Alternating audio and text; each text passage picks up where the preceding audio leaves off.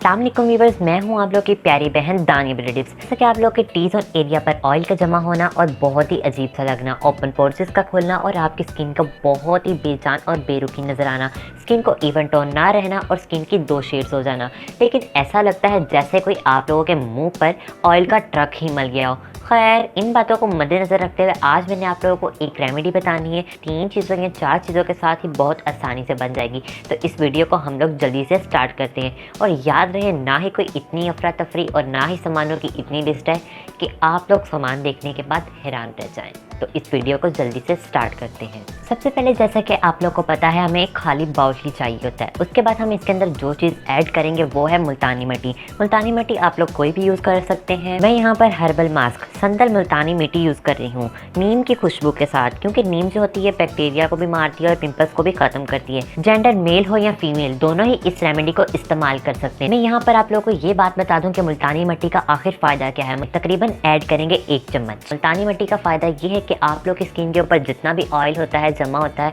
उस सब को निकालने का बहुत अच्छे से काम करती है, जिससे ना सिर्फ आप लोग की स्किन बहुत ज़्यादा ग्लो करती है बल्कि एक यूथफुल सा टिंट भी छोड़ती है। इसके बाद हमें जिस चीज़ की ज़रूरत है वो भी आप लोग के घर में ही पाई जाएगी। तो जी हाँ, मैं बात कर रही हूँ लीमू की, क्योंकि लीमू जो होता है आपकी स्किन को ब्लीच करने का काम करता है, क्योंकि इसके अंदर एक कुदरती एसिड पाया जाता है। लीमू हमारी स्किन को स्मूथ, टाइट और स्किन को विटामिन सी प्रोवाइड करने का भी काम करता है, जिससे ना सिर्फ हमारी स्किन बहुत ज़्यादा ग्लो करती है और बहुत यूथफुल रहती है। तो तकरीबन हम इसमें ऐड करेंगे हाफ लेमन का रस। इसके बाद हमें जो चीज़ चाहिए वो है रोज़ वाटर। रोज़ वाटर के बारे में तो आप लोग जानते ही होंगे कि रोज़ वाटर के क्या फ़वाइद हैं। अगर आप लोग नहीं जानते, प्लीज़ मुझे नीचे कमेंट करें ताकि मैं आप लोग के लिए उसके ऊपर एक डिटेल वीडियो बना दूं।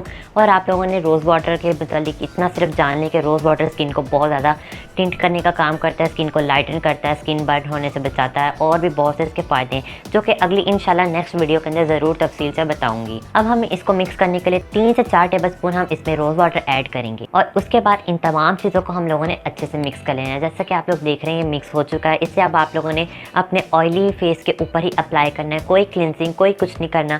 सिर्फ आप लोगों ने जेंटली ब्रश के साथ एक पतली या मोटी सी तह लगा लेनी। लगाने के बाद आप लोगों ने इसे ड्राई होने देना है। यहाँ पर एक बात का ख्याल रखें कि जब आप लोगों ने इसे ड्राई होने देना है तो किसी से बातें मत करें, चुप कर सिर्फ लेट जाएं।